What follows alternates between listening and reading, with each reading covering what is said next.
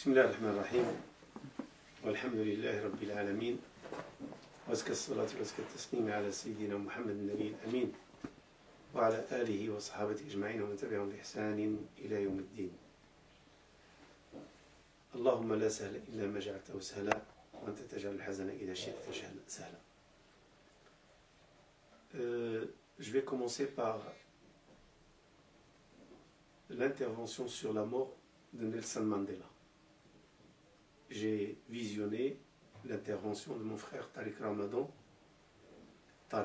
Ramadan, dans laquelle il essaie d'appeler à l'ordre un petit peu et rappeler aux musulmans certaines valeurs qu'ils ont tendance à oublier. Je ne suis pas là pour le critiquer, mais je dirais plutôt je suis là avec cette intervention pour ajouter à sa critique et aux informations qu'il a ramenées.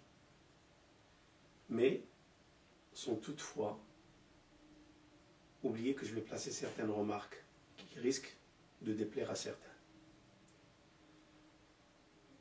J'ai vu dans l'intervention de Tariq Ramadan une intervention qui rend hommage à Nelson Mandela. Chose que je partage totalement dans ce sens-là, parce que c'est un homme qui a souffert de l'injustice des hommes, l'injustice de l'homme blanc envers l'injustice de l'homme de couleur. L'histoire n'est pas là et ne risquera pas d'être oubliée, que l'homme blanc et ses jacissements et qu'est-ce qu'il en a fait des Indiens, que ce soit l'Amérique du Nord ou l'Amérique du Sud. Nelson Mandela, il en a souffert aussi, il a goûté à la même sauce. Sa population, son peuple, les Africains noirs, l'apartheid. De ce côté-là, il n'y a rien à dire. 27 ans de prison, souffrance. Il a été catalogué comme un terroriste. Il a fallu, je crois, attendre 2000 et quelques pour le voir son nom retiré de la liste des terroristes et pour lui attribuer le prix Nobel de la paix. Et aujourd'hui, après sa mort, on voit le monde entier, comment il fait des éloges et comment il rend hommage à cette grande personnalité. Ceci dit, je parlerai comme musulman et dans le cadre de la jurisprudence de l'islam. Et ce qui m'a remarqué, c'est la fin, qu'il repose en paix. Et cela m'a rappelé la même polémique qui a été soulevée à la mort du pape Jean-Paul II. Je me rappelle à l'époque que certains musulmans m'ont posé la question, est-ce qu'on peut dire Allah yarhamou, qu'Allah lui accorde sa miséricorde, sa bénédiction? Parce qu'on regarde l'homme qui bouge à travers le monde, qui prêche la paix, le pigeon blanc, à travers l'Afrique, l'Asie, sans oublier que cet homme, il ne prêchait pas la paix. Il prêchait, c'était un missionnaire du christianisme. Et certains musulmans, ils étaient proies de la confusion et se demandaient, est-ce qu'il y a mérite de la miséricorde d'Allah? Je ne dirais pas non, je ne dirais pas oui. Et c'est là l'approche de l'islam.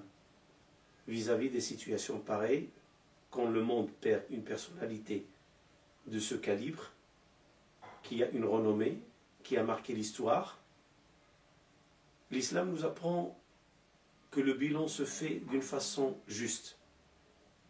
Frère Tariq, il a cité le bilan de Mandela, le côté positif. Surtout le fait qu'il a passé 27 ans en prison, qu'il a souffert pour décrocher les droits du peuple africain, sud-africain noir, et qu'il était le premier président africain noir après sa sortie de la prison, et qui a réussi à stopper l'apartheid et donner quelques droits aux Noirs en Afrique du Sud. Et d'autres, et d'autres, et d'autres. Ça, c'est le côté positif. Mais est-ce que Nelson Mandela n'a pas de côté négatif? C'est ça, faire un bilan juste, objectif, et rester dans la droiture. Et c'est la reproche. Quand on veut vraiment défendre une personne, on la défend en soulevant le bien et le mal. Deuxième des choses, alors ceux qui ont dit que Nelson Mandela est un mécréant. Là, frère Tariq Ramadan ne peut pas rejeter ou repousser ce qualificatif, c'est la réalité. Lui-même, j'en suis sûr et certain, qu'il ne peut pas dire que Nelson Mandela, ce n'est pas une personne mécréante. C'est-à-dire, dans le sens, quand on dit mécréante, il ne croit pas en Dieu. C'est-à-dire, selon les règles de l'islam, bien sûr. Dieu l'unique, la ilaha illallah. Mais, je suis d'accord avec lui qu'on ne doit pas être des distributeurs d'étiquettes du paradis ou de l'enfer. Il n'est pas du rôle du musulman dans ce monde de passer son temps à dire lui il va à l'enfer, lui il va au paradis. Nous, on n'est pas des distributeurs de clés ou d'étiquettes ou de passages de l'autre monde.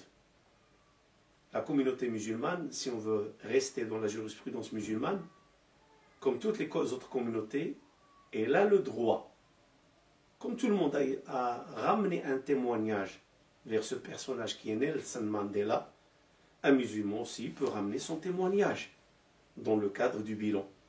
Et le bilan dans l'islam, le premier critère dans lequel ou duquel l'islam tient compte, c'est le bilan de la foi. On sait que de ce côté-là, on ne peut pas établir un bilan positif. Mais est-ce que cela nous donne le droit de dire qu'il va à l'enfer? Non. Le prophète alayhi salatu wassalam, il est avec ses compagnons, il y a un cortège mortuaire qui est passé, et les compagnons du prophète, ils ont dit des bonnes choses, ils ont fait des éloges sur le cortège, la personne défunte. Et le prophète leur a dit méritez. Et puis il y avait un autre cortège et ils l'ont cité sans des éloges, c'est-à-dire c'est des critiques. Ils lui ont cité un mauvais comportement, c'est-à-dire la personne qui était morte et que le cortège est passé la deuxième. Et là, le prophète aussi, il a dit c'est mérité. Et les compagnons, ils ont posé la question, c'est quoi qui est mérité dans la première et c'est quoi qui a été mérité dans la deuxième? Il a dit, le premier, vous l'avez bien cité, vous avez fait des éloges sur ses actions, sur son vécu sur terre, il mérite le paradis. Et le deuxième, vous avez cité ses défauts, et c'était quelqu'un de mauvais dans la société, il mérite l'enfer. Vous êtes les témoins d'Allah dans ce monde, ou sur terre. Les témoins. Donc on ne peut pas retirer aux musulmans le droit de témoigner. Mais il ne faut pas témoigner dans l'excessivité.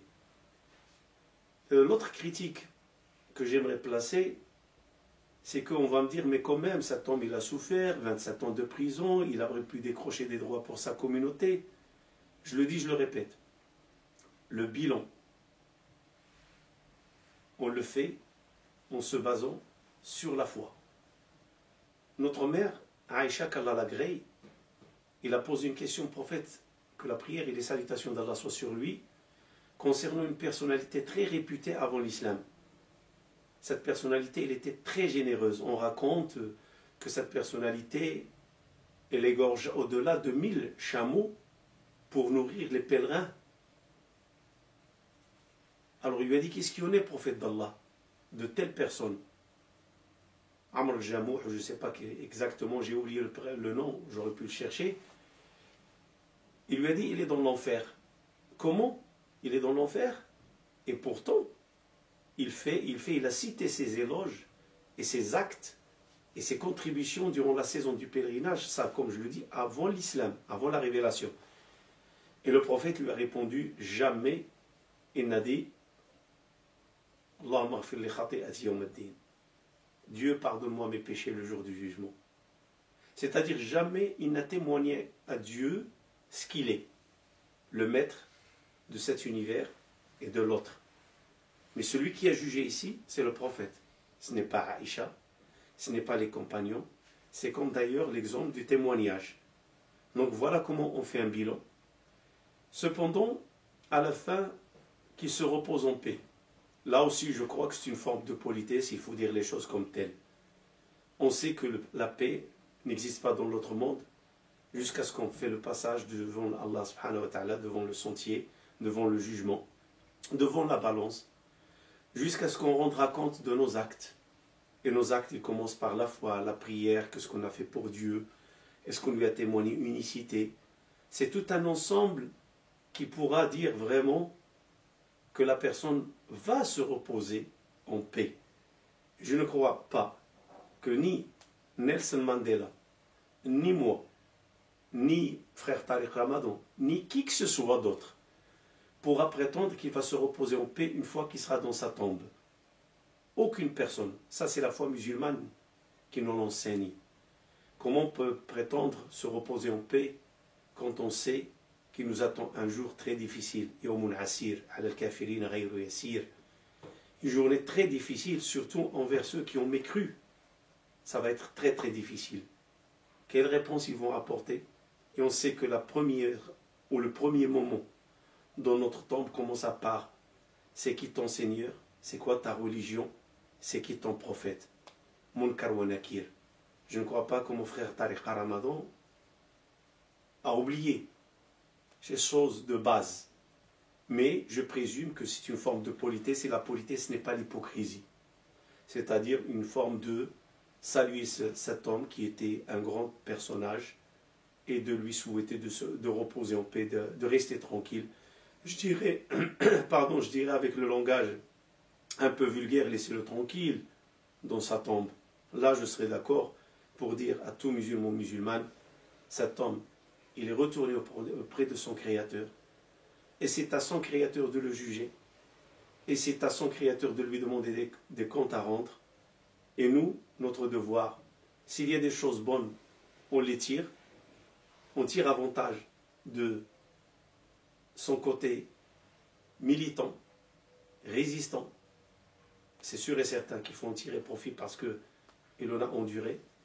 Il ne faut pas oublier non plus qu'il fait partie de ceux qui ont encouragé les droits des homosexuels en Sud-Afrique. Ça, c'est pour citer le côté négatif, autre chose. Et donc, c'est l'ensemble. Et cet ensemble, c'est Dieu qui l'en jugera. Et nous, qu'on le laisse tranquille, là, je serai d'accord et je rejoins mon frère, laissez-le se reposer en tranquillité. Ça y est, il est dans l'autre monde et croyez-moi, Dieu est plus juste que nous. Et donc, il ne faut pas qu'on se mette dans une position hautaine et qu'on est les meilleurs et qu'on est les juges. Non, on n'est pas les meilleurs, on n'est pas les juges. On peut apporter notre témoignage. Normalement, on n'est pas les meilleurs, mais on doit donner l'exemple. Comment devenir meilleur, c'est ça le rôle du musulman. Et c'est ça ce que, et c'est ça ce que la religion musulmane nous enseigne. Voilà ma petite remarque, ou plutôt, c'est pas une critique comme je l'ai dit, c'est ajouter un petit peu plus envers les musulmans, leur informer sur des choses basiques. Il faut qu'on arrête ce phénomène, ce fléau, chaque fois qu'il y a un décès, qu'on accorde l'étiquette. Témoignage, oui, mais trancher dans le sort, non. C'est à Allah qu'appartient. Wallah subhanahu wa ta'ala a'lam. Et Dieu seul est l'omniscient. Subhana rabbika rabbil izzati amma yasifun. Wa salamun al mursalin. Walhamdulillahi rabbil alamin.